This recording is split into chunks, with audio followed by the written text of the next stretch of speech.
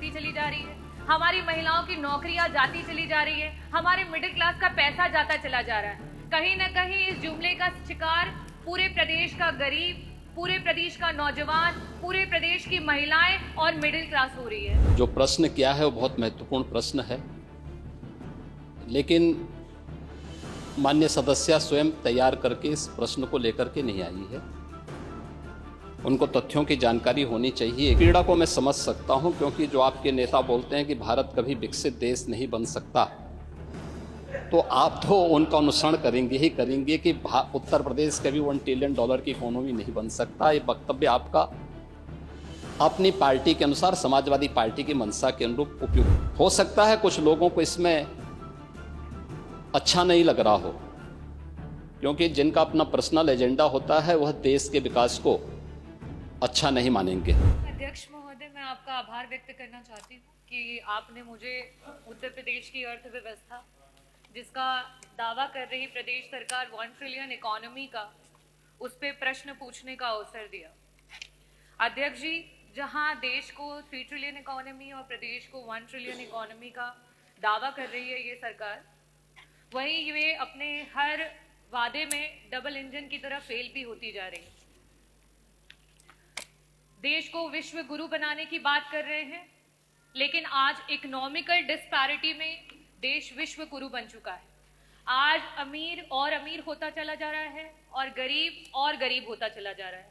वो स्वयं आपके आंकड़े बताते हैं कि आज पूरे देश में 60 करोड़ लोग हैं जो कि राशन पे आश्रित हो चुके हैं, और प्रति वर्ष 6 करोड़ लोग ऐसे हैं जो आपकी गरीबी रेखा से नीचे चलते चले जा रहे हैं।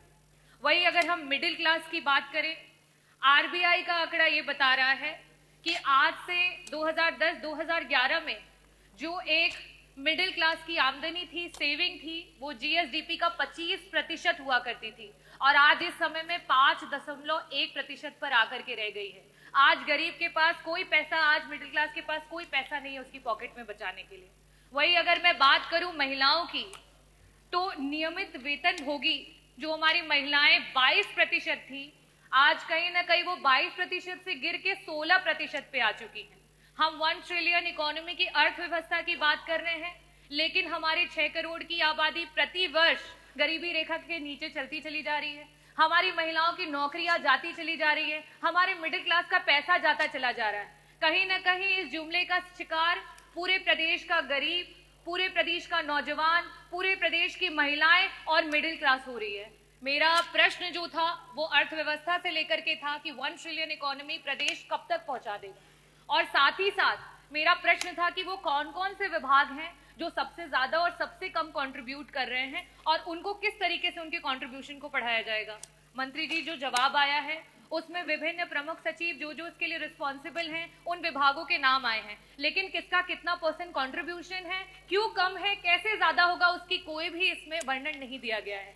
मंत्री जी, जो डेटाज अवेलेबल हैं आपके और गवर्नमेंट के, उसके अनुसार एग्रीकल्चर डिपार्टमेंट, इंडस्ट्रियल डिपार्टमेंट और एम्प्लॉयमेंट, ये तीनों मिलकर के ही हमारी अर्थव्यवस्था को सुधार कर सकता है। और आज स्थिति ये है कि अगर हम पिछले वर्ष से अभी के ग्रोथ रेट की बात करें, अगर जिस ग्रोथ रेट से हम चल रहे हैं, आज से आगे आने 20 से 25 सालों में भी हम 1 ट्रिलियन इकोनॉमी तक नहीं पहुंच सकते हैं। हमें 20% ग्रोथ रेट की आवश्यकता है, और यहाँ हमारा ग्रोथ रेट 10% मीन अगर हम देखें तो सिर्फ वहां तक पहुंच पाया।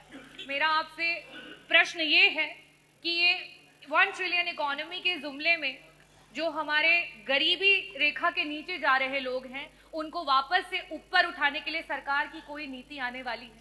जो हमारी मिडिल क्लास है, जिसकी 25% जीएसडीपी तक की सेविंग्स हुआ करती थी, आज 5% हो गई है, उस मिडिल क्लास की पॉकेट से वापस भरने के लिए क्या सरकार की कोई नीति आने वाली है?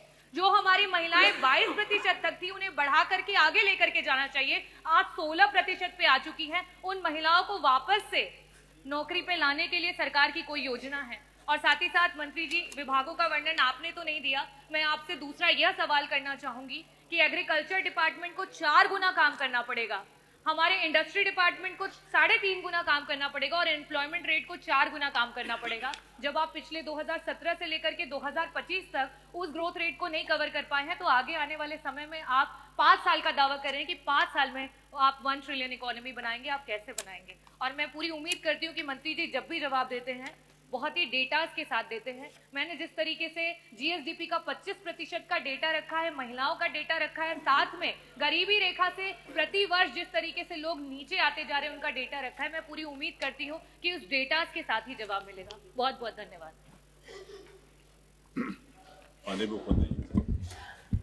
अध्यक्ष जी, माननीय सदस्य ने जो प्रश्न किया है वो बहुत महत्वपूर्ण प्रश्न है, लेकिन माननीय सदस्य स्वयं तैयार करके इस प्रश्न को लेकर के नहीं आई है। उनको तथ्यों की जानकारी होनी चाहिए कि उत्तर प्रदेश ने $1 ट्रिलियन की इकोनॉमी बनाने के लक्ष्य को रखा है और भारत 3 नहीं बल्कि $5 ट्रिलियन की इकोनॉमी बनने के दिशा में अग्रसर हुआ है।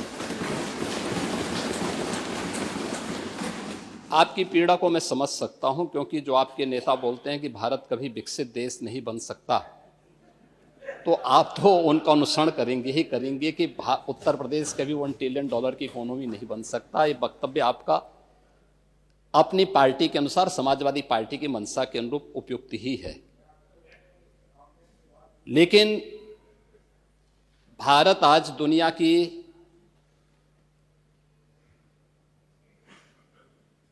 5वीं बड़ी अर्थव्यवस्था बन चुका है और 2027 में भारत $5 ट्रिलियन की इकोनॉमी बनेगा, इसमें कोई संदेह नहीं। और दुनिया का सबसे तेजी के साथ उभरती हुई अर्थव्यवस्था के रूप में, सर्वाधिक ग्रोथ रेट के साथ भारत आज दुनिया की एक बड़ी अर्थव्यवस्था के रूप में आगे बढ़ रहा है। और मुझे लगता है कि 140 करोड़ भारतवासियों को इस पर गौरव की अनुभूति होनी चाहिए। हो सकता है कुछ लोगों को इसमें अच्छा नहीं लग रहा हो, क्योंकि जिनका अपना पर्सनल एजेंडा होता है वह देश के विकास को अच्छा नहीं मानेंगे। लेकिन आदरणीय प्रधानमंत्री जी की प्रेरणा से, उनके विजन के अनुरूप उत्तर प्रदेश ने भी $1 ट्रिलियन की इकोनॉमी बनने की दिशा में एक बड़े कार्यक्रम को आगे बढ़ाया है।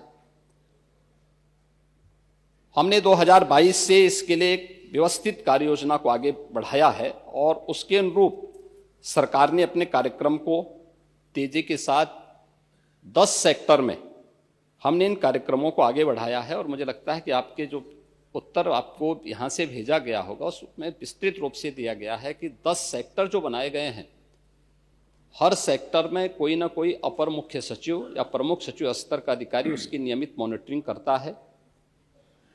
मासिक रूप से उस सेक्टर से जुड़े हुए किसी वरिष्ठ मंत्री के द्वारा उसकी समीक्षा की जाती है।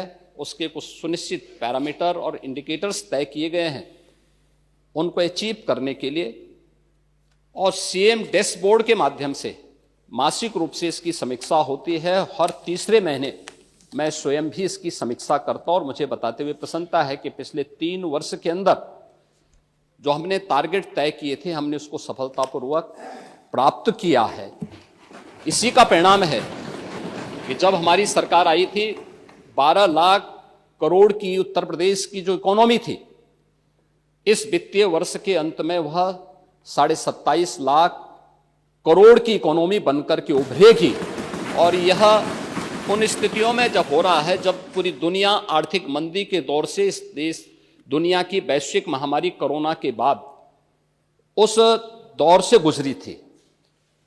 मेरा यह मानना है कि जो ग्रोथ रेट उत्तर प्रदेश की, हम सबको इस पर गौरव की अनुभूति करनी चाहिए कि प्रधानमंत्री मोदी जी के नेतृत्व में 10 वर्ष में इस देश ने 25 करोड़ लोगों को गरीबी रेखा से उभारने में सफलता प्राप्त की है। और पिछले 8 वर्ष में हमारी सरकार ने 6 करोड़ से अधिक लोगों को गरीबी रेखा से ऊपर उठाने में सफलता प्राप्त की है। ये चीजें दिखाती हैं कि हर एक सेक्टर में बदलाव हुआ है और उन्हीं को ध्यान में रख करके उत्तर प्रदेश के इस पोटेंशियल को आज जिसको देश और दुनिया देख रही है, महाकुंभ के इस आयोजन के साथ हम जोड़ के देख सकते हैं। अकेले महाकुंभ का एक आयोजन उत्तर प्रदेश की इकोनॉमी में 3 लाख करोड़ रुपए से अधिक की ग्रोथ करने वाला है। महिलाओं के स्वावलंबन की दिशा में जो कार्य हुए हैं, अकेले उत्तर प्रदेश पुलिस भर्ती में 20% भर्ती अनिवार्य रूप से महिलाओं की हुई है। हर एक सेक्टर में उन्हें रोजगार के अवसर प्राप्त हुए हैं। तो ये कहना कि उत्तर प्रदेश कभी इसको अचीव नहीं कर पाएगा, आपकी दुर्भावना हो सकती है, लेकिन सरकार की सद्भावना है कि उत्तर प्रदेश 5 वर्ष में इस टारगेट को अचीव करेगा। और 2029 में जिस उत्तर प्रदेश के इस संसाधनों से भरपूर उत्तर प्रदेश को प्रकृति और परमात्मा की कृपा से ओतप्रोत इस उत्तर प्रदेश को, जिसको आप लोगों ने, समाजवादी पार्टी की सरकार ने और विपक्षी दलों की सरकार ने देश के बीमारू राज्यों की श्रेणी में खड़ा कर दिया था, देश की 6ठी 7वीं अर्थव्यवस्था के रूप में खड़ा किया था, पिछले 8 वर्ष की डबल इंजन सरकार के प्रयास से दूसरी बड़ी अर्थव्यवस्था बना है। और 29 में उत्तर प्रदेश $1 ट्रिलियन की इकोनॉमी भी बनेगा और देश की सबसे बड़ी अर्थव्यवस्था भी बनेगा। इस बात के लिए मैं पूरे सदन को आश्वस्त करता हूं।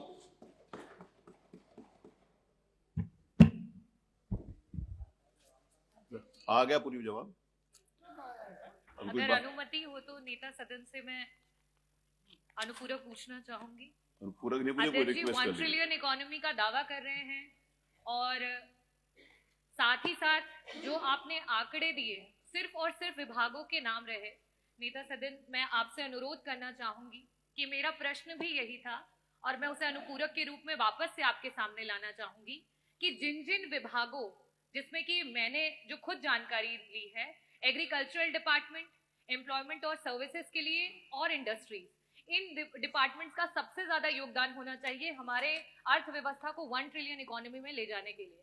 और आज वर्तमान की स्थिति में ये सब अपने अपनी जगह से 4-4 टाइम्स जब ज्यादा काम करेंगे, ज्यादा ग्रोथ को देंगे, तब जाकर के हम वहां तक पहुंच पाएंगे। लेकिन कहीं पे भी आपके उत्तर में ये नहीं आया कि 2023-24 से 2024-25 में हमने इन विभागों में कितनी इंप्रूवमेंट लेकर के आए हैं कि हम 2029 तक 1 ट्रिलियन इकोनॉमी पहुंच जाए। और साथ ही साथ नेता सदन में आपसे अनुरोध करना चाहूंगी कि 1 ट्रिलियन इकोनॉमी की होड़ में जो हमारा मिडिल क्लास का पॉकेट है, और ये डेटा में आरबीआई का मैंने यहाँ पे रखा है कि आज मिडिल क्लास की पॉकेट 25% से आकर के जीएसडीपी का 5% पे आ चुकी है।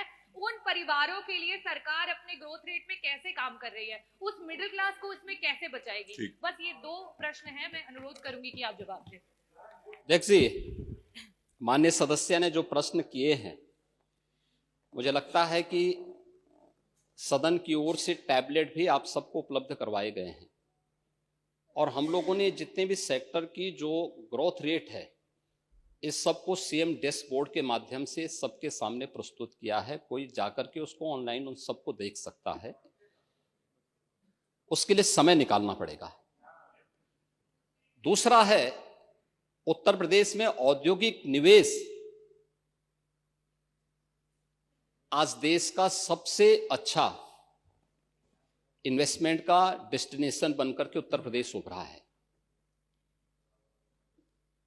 अभी हम लोगों ने फरवरी 2023 में उत्तर प्रदेश के अंदर ग्लोबल इन्वेस्टर समिट किया था।